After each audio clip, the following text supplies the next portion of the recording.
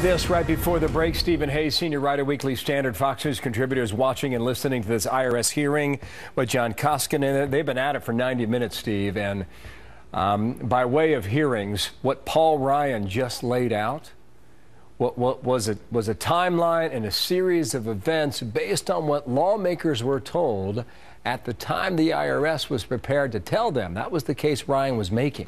What do you think of that? Well, it's interesting to watch Paul Ryan in this context. I mean, I've followed Paul Ryan's career for a number of years. I've covered him very closely, not just in the presidential campaign, but his history as a lawmaker from Wisconsin, which is also my home state. I'm not sure I've ever seen Paul Ryan as angry as he was right there. Paul Ryan's usually somebody who's quite reserved. He doesn't sort of let his emotions get the best of him.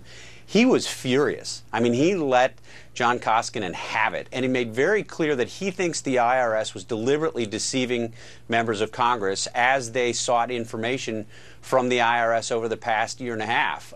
Something that we don't very often see from Paul Ryan. Yeah, here's the problem for the administration on this story, Steve. Everybody understands what he's talking about. Right. If the IRS comes to you and says, we need 3 years of your back taxes, come out and prove it.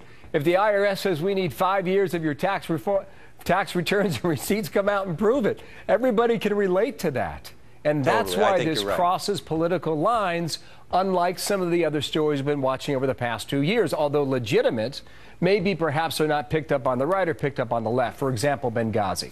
A lot of Democrats think that's a Republican story. You're trying to get at the president. You're trying to get at Hillary Clinton. This is a story that hits everyone because they understand it immediately.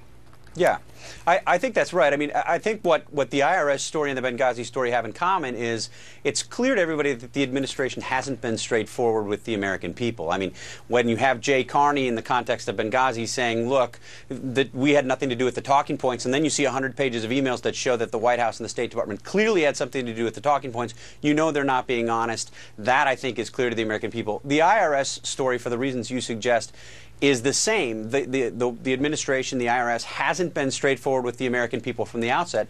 But the reason that I think this resonates, and this goes to your point, is that there's this obvious double standard. As you say, I mean, you know, if you're audited, you don't have the option of saying to the IRS, look, it was on my computer, I don't have it anymore, sorry, I'm just not going to be able to provide the information. You are then asked to go back and recreate all of the information that's missing, whether it's missing for legitimate reasons or not. Otherwise, you're going to be fined. Or at least worse, fined. potentially. At least, yeah. Yeah, Pat DeBerry is a Republican from Ohio. He was just talking as well. It runs about 90 seconds, Steve. Let's listen to this. Great. If the president would have asked me to go over and be commissioner of the IRS, and I found out in May, April, March, February, what you found out, rather than bury it in a letter on page 15, here's what I would have done.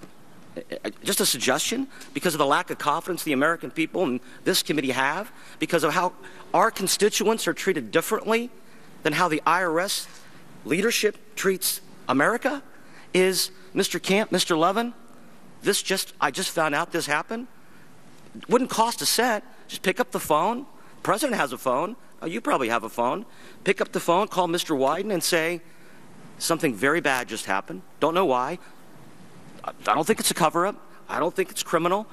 But because of the past and the lack of transparency in the past, and because we are a really important agency that the American people need to have confidence in, and Congress needs to have confidence in, I just wanted you to be aware of this, and we're going to continue to try to get to the bottom of this.